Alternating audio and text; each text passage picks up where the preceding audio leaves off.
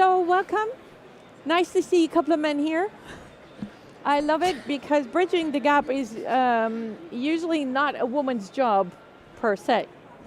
So we're going to be talking about bridging the gap. We have some fabulous people here, but let me introduce myself. I'm Wendy Broersen, and I'm an international inclusion expert. Been asked by Devworld to be your MC, and Can you hear I'm her? looking forward to speak to these lovely ladies. And let's start with Shivany. Can you please shortly introduce yourself? Yeah. Hi everyone, I'm Shivany. I'm a team lead of program management at CNA GmbH, and I have been in Berlin for the past, I'm based out of Berlin and originally from India. Okay. Mrina?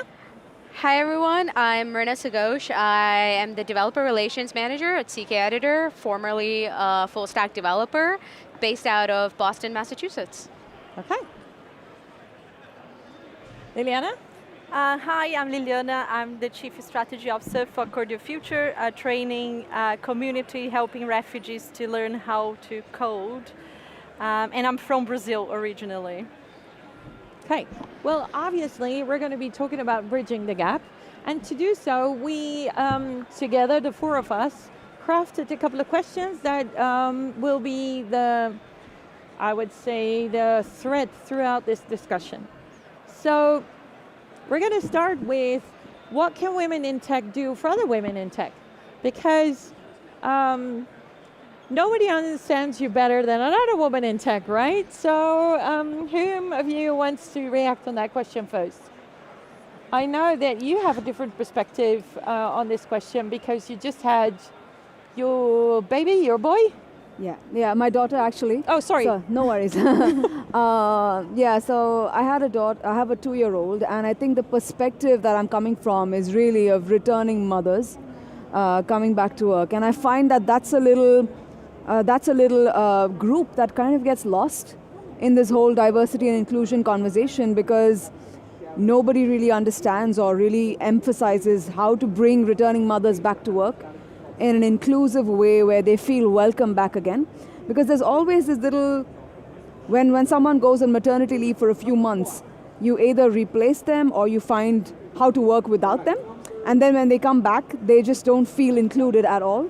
So I think really starting something there, having a focus group in a company that understands the needs of returning mothers would be a great way. It would be a great place to start for women. And us women, we can help other women, right? Yeah. So can you give me an example of another woman that really showed her support in any kind of way? Absolutely. I think I'm really basing my my conversation here off of my dear friend who had such a hard time getting back into work due to a lot of health issues as well, because what pregnancy does to your body, only we know. So it was really hard for her to get back, and she has done so much in her current company to focus on how to bring postpartum mothers, what kind of office equipment, let's start with that, what kind of office equipment you need for and to ensure that your body is comfortable, that you're seated well and you're looked after.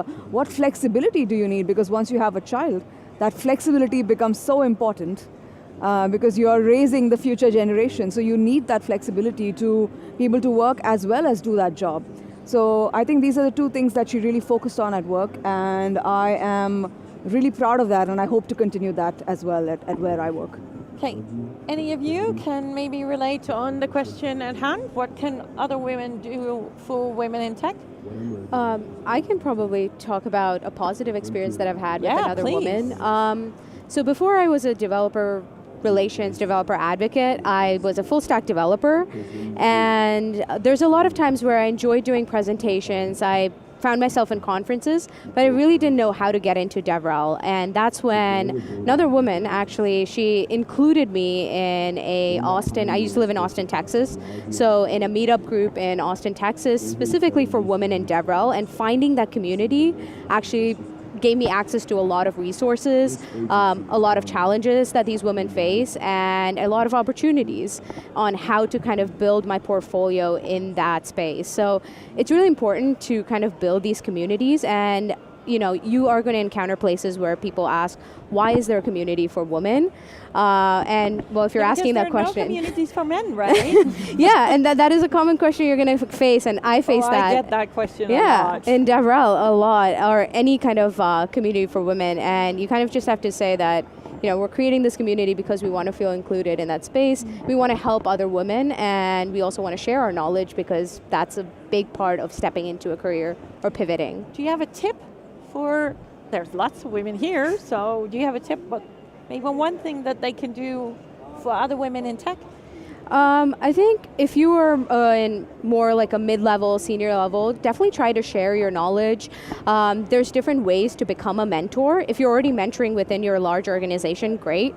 If not, you can actually volunteer yourself. Like there's platforms like Topmate.io where you can put yourself out there, offer even like 30 minutes a week or 1 hour a week. And if you do that for 2 people, you're really helping them in their career, and you're really helping them kind of be a voicing board for some of these women out there. Yeah, I can testify for that. I've been a mentor for a very long time for all kinds of women and men, actually. And it's so much reward that you get, but also as a mentor, you learn so much. Yeah. And you always go into the project thinking that you're going to help that other person, but actually you get a lot of insights yourself as a mentor. So I highly recommend it. On top of that, I would add that mentoring is super key, and there's a lot of discussions about the mentorship of young women, but I think it's time for us to also discuss more and more the mentorship of more mature women. There are so many women on transition careers. They are more experienced professionally, and they want to get into tech. So it's really important that other women in tech who have been around for a while do not support only young women, but also more mature and more experienced women that really need that opportunity to get in the job market. Yeah. And there is this myth, right, that older people will learn, are slower learners or can't learn anything. That's it. I'm specifically stating that it is a myth. Because research has shown that although they learn a little slower, only a little slower, they actually are way better at implementing stuff. So what do you want? Somebody learn but not use it? Or somebody that actually learns what they're using? So thank you for that perspective, a fresh eye on talent. Talent is not just young, it's all ages. Okay, I think we have time for another question. So, what actions improve gender balance in your organization? And of course, if it's not relevant, maybe your perspective on this. How about we start with you, Mrina? Gender balance in my organization. I'll talk about the company I first started working with, which was IBM. Uh-huh. And they actually had this very interesting, so they of course had like a resource group, which was Women at IBM. They also had like a mentorship panel for women leaders within IBM who you could personally reach out to and kind of get into your coaching circle. So wow. They had different concepts of not only women supporting women as mentors, but also as career coaches. They also had a different thing where there was a club for men allies. And I think male allies in your organization is going to be very important for gender balance, because if they don't understand your problems, if men are not speaking up in these meetings and really being an ally, then gender balance is never going to be achieved. True. And with gender balance, we're not talking about 50-50. We're just talking about a balance. So I get a lot of questions about that. Yeah, but there's only a few women in tech and IT, so how can we reach 50-50? Well, just look what comes from a school. If it's 15%, it's really weird that you only have 10% on board. If there's 30% common, it's weird that you have less than 30% in your company. And also in this international company that we have here on stage, a lot of people come from all over. If you can't find the women in your country, there are countries where there's way more women in tech and IT. Your perspective? I would love to hear it. Yeah, Thank you for the question. I actually want to say that having role models is an excellent way to improve gender balance in an organization. And I say that with pride right now because I work at CNA GmbH, which is a fashion retail store, and whose CEO, CFO, and a lot of top leaders are women. So it is really heartwarming to be in a place. And this brings me back to a post that my CEO just had on LinkedIn a few days ago, and it's one of CNA's values as well, that leadership, she leads with trust, vulnerability, and kindness. Oh, how often do you one. see that in a large corporate, or how often do you see that as a value? And when you see that as a woman, that's the value there, or that's the culture that is spread across the company, that immediately is more, it's more encouraging to join that place, because it's not just the vibe or the energy is not alpha male. It is of trust, vulnerability, kindness, qualities that you resonate with. And having such role models makes it much easier, I think, for women to be more interested in joining those companies and to stay there for a longer time. So I think that also is a great way to balance gender gap as well, to have role models. Yeah, and even a simple line on your job listings that states that you try to have empathy and kindness and terms like that will not only attract more women, but will attract more people in general. Yeah. Because who does want to work for an employer that isn't kind and is not having your back, right? So especially younger generations are very, very eminent about this. The company, the organization has to treat them well, make them happy, and they will do the same in return. So there's a win-win situation there. Can you elaborate on this question also? Yeah, so I think there, for us as Cordio Future, as a community that is also training women into tech, it was really important when we decided to actively bring more women to be part of our program. We had to create events for women only, which were safe spaces that they could discuss what were their challenges, and we observed that we could attract more women like this because they felt, okay, that they're actually doing something and they are actually caring about us. So the creation of the safe space for sure, and we after we brought a lot of women to the organization. Some of our women are continuing hosting events for other women, so you have this chain effect. Yeah. So they're normally always hosting late brunches, which is inviting women who are working tech to talk and share their experience as well. And also that connects to volunteering, which is something that we talked before. When you volunteer, you become a role model for that community. That's super important. The aspirational part of it is amazing. But also you have the chance to share your hard skills, right? You can do some code review, and that will be invaluable for those women getting feedback on their work and having the opportunity to improve it. And also, you can become a leader in that community. We have, for instance, alumni who are women who came back to the community to become a cohort leader and then lead a whole group of men and women into tech. And that makes the whole difference in terms of the chain effect as well. Well, thank you for sharing that inspirational story. Still have time, so let's go to the next one. So we all know that everybody is biased. Everybody is. There's a difference between unconscious bias and bias, but once you are aware of your unconscious bias, it would be nice to know how you can overcome them. Do you have any tips on how to get there? That would be nice, right? I mean, I'm not saying that everybody will act unbiased, but once you know you have a bias, there's something you can do. What do you do yourself, for instance? I mean, I think there's two things, right? In the previous company I worked for, I think there's a great example of removing bias in recruiting practices.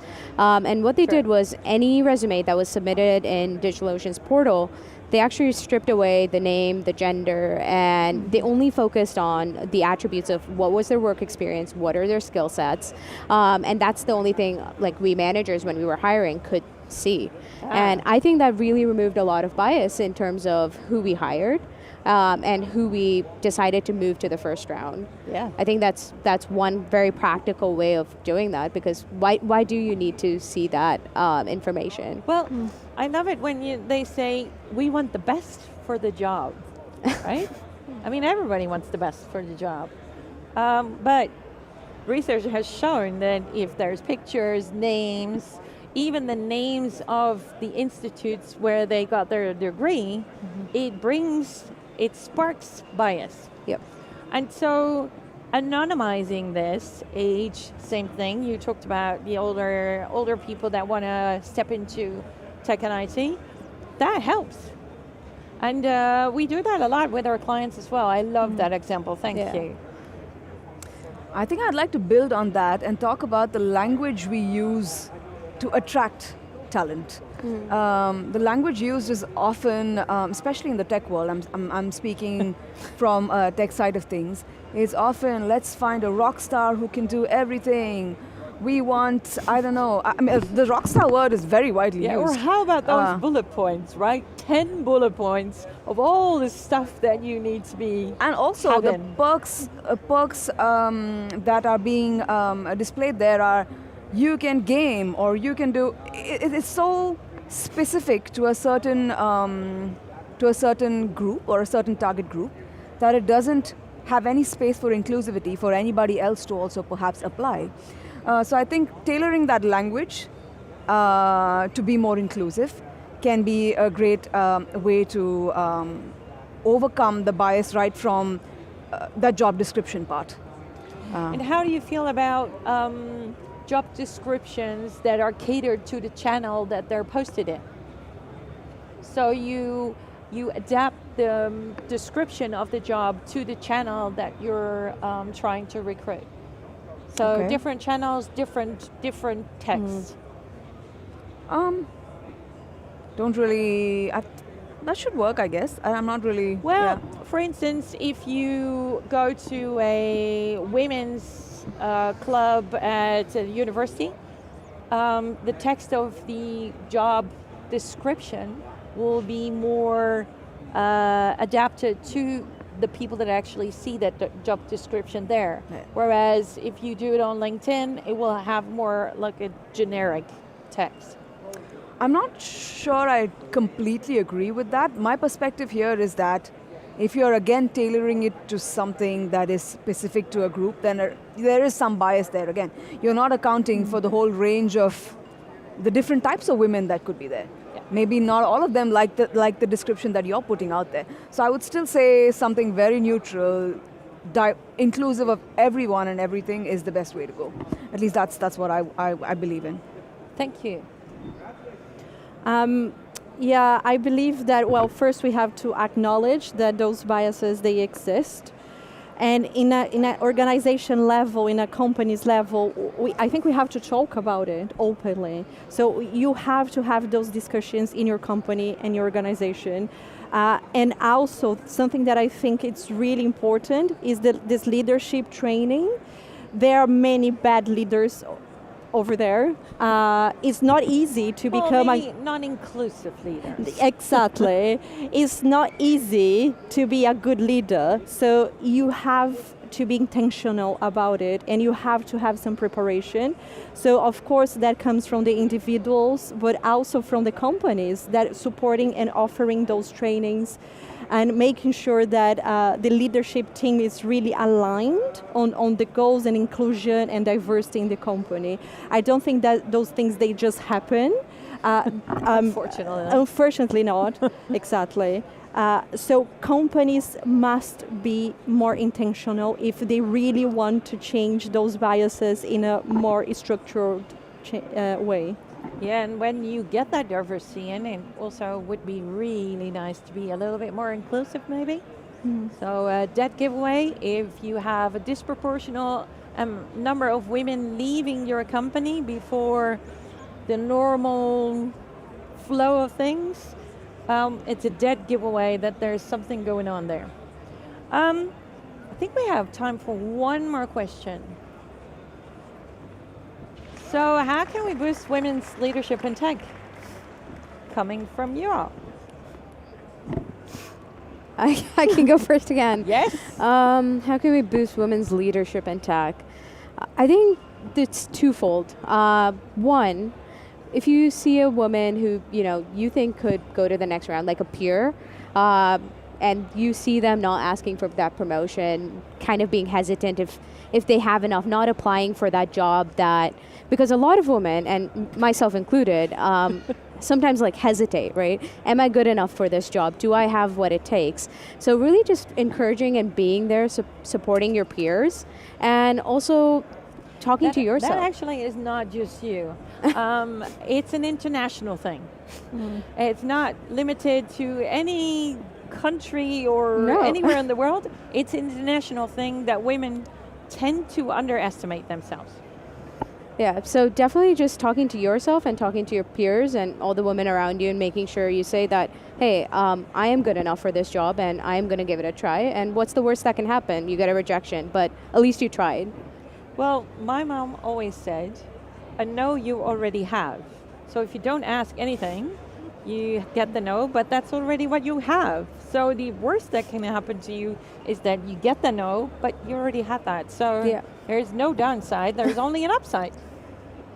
I absolutely love what your mom said. I think I'm going to take that back with me. Great mom. I would like to again get back a little bit to how we can have returning mothers back in leadership positions. Yes, well, first of all, don't be afraid of them. I find that I find it really baffling as to why companies don't want to hire returning mothers just because we've got a year off on maternity leave, or promote them to the next level. Because let's face it, in that 1 year that we've been off, we've had a crash course on efficiency. Absolute crash course on efficiency. And multitasking, no problem. No problem at all. And excellent management skills, because you're handling different moods, different needs, all of it at the same time, and really acing it. I actually know a manager that particularly liked hiring mothers. The more children, the better, he thought. Yes. Because if you have more children, you have to manage even more. And that's exactly the skill, the best skill for that job. So he hired preferably women that were mother of 3, 4, 5 children. So I really like this person already. Also, your negotiation skills, the things you learn being a mother, it's been an incredible learning journey for me, and I think I'm a better manager for that now. Your daughter is now, eh? My daughter is 2. Oh yeah, terrible twos. Exactly. The negotiation I do on a daily basis is really upping my management game, I have to say. So I think that is what people need to remember, that don't be afraid of that. And leverage those skills that they've just learned. Leverage it and encourage them to go up, and don't just say, hey, you've had a career break, or we can't offer you this flexibility. No, learn their strengths, understand their strengths, and use that to improve, to kind of, basically leverage that. Yeah, and I see a lot of women that just had their baby and they're not asked to do this conference on the other side of the world. They sort of fill in without even asking. I mean, they can decide on their own, right? Yeah. And maybe they have a really good support around them, so they can do that happily. Maybe even be glad that they're sent all over the world and maybe not have to deal with all of the stuff at home. Yeah. So, yeah. Absolutely. Yeah. Okay. Do you have anything to add? I think in terms of leadership as well, we can challenge more the leadership stereotypes, because what we see is still a lot this natural connection, leaders as being men, and you have, as a woman, you have to have this male traits in order to become a leader. And I think we all, and companies, we should challenge that more and more, because being a leader doesn't mean that you have to behave in a certain way. You have to be a good leader, you have to be authentic, and you have to stick to your values and the values of the company that you are working for, the organization that you're working for. So I think this challenging part is really, really important, and we need to talk more and more about it. But also, if we talk about this part of being intentional and companies being more intentional about promoting women and bringing in women, they have to be more careful about the sourcing of those candidates. If you just open a role and put it out there and you expect, oh, a lot of women will apply, maybe not. Maybe the language is not right, it's not neutral, it's not for everyone, it's not inclusive. But if you go and work with organizations, with women groups, with women clubs that are specifically working with women, your chances are much higher. So, but you have to spend some time. You have to invest, right? Your time and your team's time on the sourcing. So for me, those two things, this challenging of stereotypes and being careful with the sourcing are the main ones. Well, thank you so much for all these insights. We're out of time, unfortunately. They're still listening, so it must have been interesting. I'd like to close with a remark, not by my mum. I came up with it on my own. But I think men and women, but especially women, should promote the hell out of other women. We don't do it as much as men. The funny thing is that men promote other men as long as they're not a direct threat to their own career. They promote the hell out of them. And for some strange reason, most women don't. So if somebody asks you, do you know a good so-and-so developer, first one that comes to mind should be a woman, if you're a woman. And if you're a man or a male ally, I'm assuming you're male allies, you should do the same. So we're closing this. Thank you so much for being here, and have a great day. Thank you. Thank you.